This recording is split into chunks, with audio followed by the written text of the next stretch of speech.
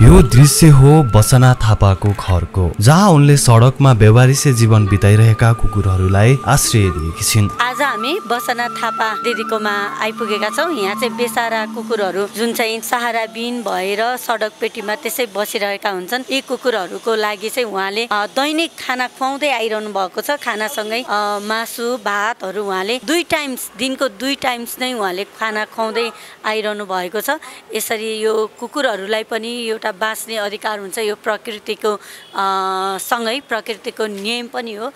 जहाँ पशु पन्छीहरू रमाउँछन् त्यहाँ नै सबै कुराहरू हुन्छ भन्ने एउटा मान्यता पनि रहेको छ। त्यो मान्यतालाई उहाँले धेरै अगाडिदेखि नै कोभिड भन्दा पनि अगाडिदेखि नै उहाँले यो कुकुरहरूलाई चाहिँ माया गरेर खाना खुवाउँदै आइरहनु भएको छ। यसरी खाना कसरी खुवाइरहनु भएको छ, यो के हो, यो कसरी चाहिँ सम्भव भइरहेछ दिदीलाई 2 टाइम्स मासु भात नै कुकुरलाई दिन के कस्तो छ भन्ने कुराहरू जानकारी लिन चाहिँ आज हामी बसना थापा दिदीकोमा आइपुगेका छौँ। आउनुहोस् हामी उहाँसँग केही कुराहरू सोधौँ। दिदी नमस्कार। नमस्ते। हजुरको नाम चाहिँ हामीले धेरै नै सुनेको बसना थापा भनेर होइन, जसले चाहिँ यो कुकुरहरूलाई यसरी खुवाइरहनु भएको छ। कोभिडभन्दा अगाडिदेखि नै हजुरले सुरु गर्नुभएको। कोभिडको समयमा नि धेरै कुकुरहरूलाई सहयोग गर्नुभयो। न कि कुकुरहरूलाई मात्रै, अन्य प्राणीहरूलाई पनि तपाईँले गरेको सेवाहरू हामीले देखिरहेछौँ। आज चाहिँ हामी तपाईँकोमै आयौँ। एकदमै अपरझट के गर्दै हुनुहुन्छ, कसरी खुवाइरहनु भएको रहेछ, के रहेछ त भनेर हेर्नको लागि पनि। त्यसैले हामीलाई यो विषयमा अलिकति बताइदिनुहोस् न। मैले यो अब बाटोको कुकुरहरू हुन्, पुरै बाटोको बेसारा कुकुरहरूलाई चाहिँ अब मैले 6 वर्ष भयो, लकडाउनभन्दा अगाडिदेखि 6 वर्ष भयो यिनीहरूलाई खाना खुवाउँदै लिएर आएको। बिहान बेलुका चाहिँ मैले डेली नै मासु भातै खुवाउँछु, खुट्टा टाउको अथवा हरेक कुराहरू मिलाएर। अनि बिहान बेलुका मासु भात सधैँ डेली नै यसरी खुवाएर नै यिनीहरूलाई निरन्तर यसरी नै लगिरहेको छु। तर कहिलेकाहीँ भने असल त गाह्रो पनि हुन्छ। त्यो गाह्रोको समयमा पनि अब कसरी हुन्छ, के गरेर हुन्छ, आफ्नो म्यानेजमेन्ट गर्छु। बसना र उनका पतिले आफ्नो सम्पूर्ण जीवन यी निसहाय प्राणीहरूको सेवामा समर्पित गरेका छन्। कोभिड महामारी भन्दा अघिदेखि नै उनले कुकुरहरूको हेरचाह गर्दै आएकी छिन्। तर महामारी पछि उनको यो सेवा अझ व्यापक बन्यो। यसरी कुकुरहरूलाई बिहान बेलुका नै यसरी 2 टाइम मासु भात नै खुवाइरहनु भएको छ। हुन त तपाईँ आफै सफल व्यवसायी पनि हुनुहुन्छ। त्यसको अलावा अन्य कहीँबाट केही स्रोत आउँछ नि कुकुरहरूलाई खाना खुवाउनको लागि? छैन, कसैको पनि स्रोत मैले त्यसरी लिएको पनि छैन, कसैलाई थाहा पनि छैन अहिलेसम्म। मैले जति छ आफ्नो प्रचलन गरिरहेको छु। जे छ आफैले आफ्नो बिजनेसमा आएको अथवा मैले पनि अलिकति अब कुनै आफ्नो घर खर्चहरू कटौती गरेर रहेकालाई जसरी पनि यिनीहरूलाई अहिलेसम्म चाहिँ निरन्तर खुवाइरहेको छु। बाहिरकोबाट त कुनै पनि कसैलाई पनि त्यो अप्सनै अब त्यो थाहा पनि छैन, मैले लिएको पनि छैन र मैले भनेको पनि छैन अहिलेसम्म। भनेपछि विगत लामो समयदेखि तपाईँले आफ्नै खर्चमा यी कुकुरहरूलाई पालिरहनु भएको छ? हजुर, म आफ्नै खर्चमा कसरी हुन्छ यिनीहरूलाई चाहिँ अहिलेसम्म भोको राखेको छैन, बिहान बेलुका खुवाइराखेको छु। जे होस् पुगिरहेको छ, पुगेकै छ। अब कस्तो फिल हुन्छ तपाईँलाई, कस्तो अनुभव हुन्छ यी कुकुरहरूलाई यसरी खाना खुवाइरहँदाखेरि? मलाई यिनीहरू बिसारको कुकुरहरूलाई खुवाउँदाखेरि मलाई सन्तुष्टि आनन्द लाग्छ। आफूले भन्दा पनि यिनीहरूलाई खुवाउन बढी रोचक लाग्छ। आफू नखाई उनीहरू नखाई म आफू पनि खाँदिनँ। अनि यसरी कुकुरलाई नै खुवाउँछु, कुकुरको लागि यो सबै गर्छु भनेर यस्तो किसिमको मनोभावना चाहिँ तपाईँलाई कहाँबाट आयो? म यिनीहरूको बिजोग देखेर बाटोमा यिनीहरू भोको पेट लिएर दकुरेका छन्। कतिपय मान्छेले पिटेका देखेछु, कतिपय अशक्त भएर यो बाटोमा अब देखिन्छ नि त। यिनीहरू नै अब यही वरिपरि, मेरै वरिपरिका या कतातिरकै होलान् यिनीहरू, यही वरिपरि नै भएका होलान्। यही सामाकोसी अथवा गङ्गापुर यतै होला, यिनीहरूको टाढा त होइन होला। त्यही देखेर अनि उनीहरू फेरि कस्तो भयो भने अब एउटा गरेर राख्दै पाल्दै यहाँ त धेरै जम्मा भयो। अहिलेसम्म चाहिँ पहिला 22वटालाई खुवाउनुहुन्थ्यो, अहिले चाहिँ कतिवटा छन् त? मर्यो, 6वटा जति मर्यो। त्यति मात्र नभएर तपाईँले अस्ति म यता आउँदै गर्दा कुकुर बिरामी भयो, हस्पिटल लिएर जानला भनेर हस्पिटल लगिरहनु भएको थियो। अनि भर्ना गरेको छु। एउटा हस्पिटलमै छ। त्यो 1 महिना त्यसको समस्या प्यारालाइसिस, कुकुरलाई प्यारालाइसिस भएको छ। अनि यसको खर्चहरू कसरी बियर हुन्छन्? खर्चहरू उनीहरूले कति निकाल्छ अब त्यही अनुसारको तिर्नुपर्छ। मैले त्यो तपाईँ आफैले तिर्नुहुन्छ? मैले तिर्छु। उनीहरूले चाहिँ त्यो टोटल गरेर कति महिना दिन अथवा 15 दिन अथवा 1.5 महिनाको कसरी आउँछ त्यो हिसाब मलाई बिल आउँछ अनि बिल मैले पठाउँछु। यसको लागि तपाईँले सम्बन्धित निकायहरूमा कतै यो पशु कल्याण होलान्, पशुसँग यसरी काम गर्ने, कुकुरसँग काम गर्ने विभिन्न सङ्घ संस्थाहरू होलान्, उनीहरूसँग कहिले केही अपिल गर्नु भएको छैन? मैले पोहोर एकचोटि गरेको, बेसी बिरामी भए बच्चाहरू डगहरू बिरामी भएर मैले धेरै पहल गरेँ। त्यति साह्रो चासो लिनु भएन। यो यतिको तडा कुकुरहरूलाई चाहिँ हामीले लिँदैनौँ, हामीले यो एडप्ट गर्दैनौँ। जे छ यही अब हजुरले उपचार गर्नुहोस्, हामीले चाहिँ लिँदैन। हामी अशक्त बुढो कुनै पनि प्यारलासी भएकोलाई मात्रै लिन्छौँ, अरू हामी लिँदैनौँ, हामी लिन मानेन। अनि यी कुकुरहरूलाई चाहिँ तपाईँले कसरी अहिले यो अब बाटोमा हिँड्दा कसैलाई टोक्लान् केही होला, यसको उपचारहरू के कसरी गरिरहनु भएको छ? यसलाई इन्जेक्सनहरू लगाउनेदेखि कामहरू होलान्, के कसरी भइरहेछ त? यिनीहरूलाई मैले वर्षमा रेबिसको लगाइदिन्छु। अहिले त कोरोना पनि भन्छ, एउटा रेबिस र एउटा कोरोना अनि एउटा चाहिँ डिस्टेम्बर, 3टा सुई लगाइदिन्छु वर्षमा। त्यही अनुसारको पैसा दिन्छु। उनीहरूले त्यही अनुसारको चाहिँ हिसाब गर्छ। अब एउटा सुईलाई कुनै 500 पर्छ, कुनै 300 पर्छ।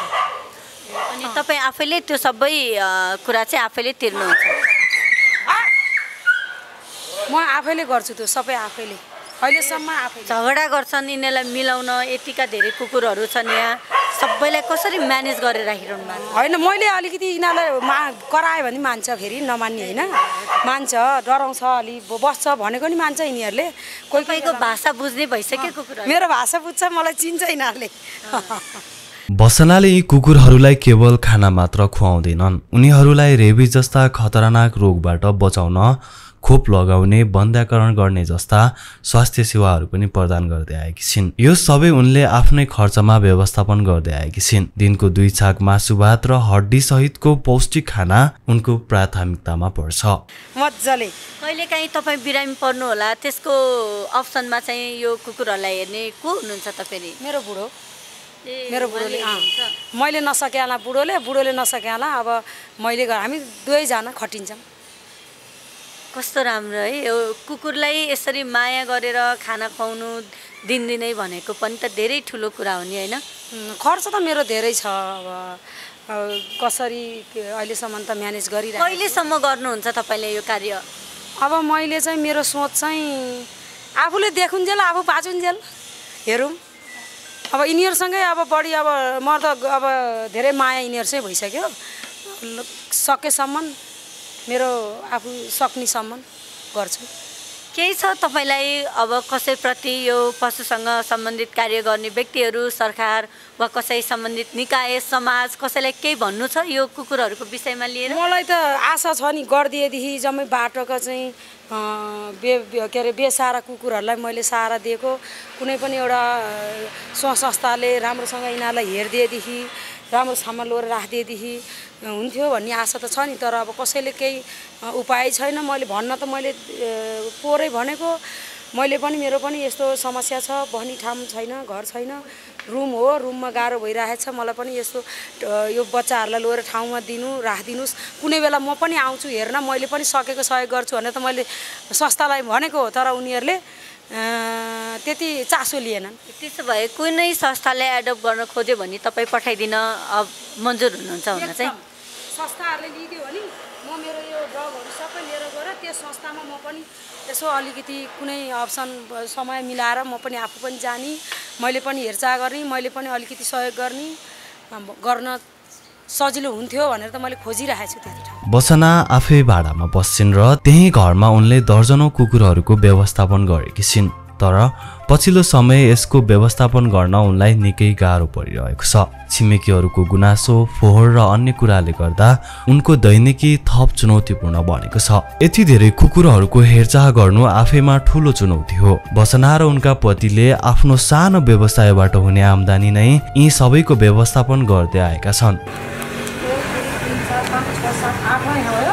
माथि एउटा छ 9वटा, उतापट्टि 10वटा, घरमा 3टा, घरमा 3टा गयो यताडि गयो 11, 12, 13वटा, 2टा त उता गइसक्यो। खाना खुवाउनेदेखि सरसफाइसम्मको काम उनीहरूले पालै-पालो गर्दै आएका छन्। कहिलेकाहीँ कुकुरहरूले टोक्ने जस्ता घटनाहरू पनि हुन्छन्, तर त्यसलाई पनि उनीहरूले सामान्य रूपमा लिन्छन्। यसरी सरसर्ती हेर्दा यो अलिकति गाह्रो पनि अवस्था छ, तैपनि उहाँले यो सबै गरिरहनु भएको छ।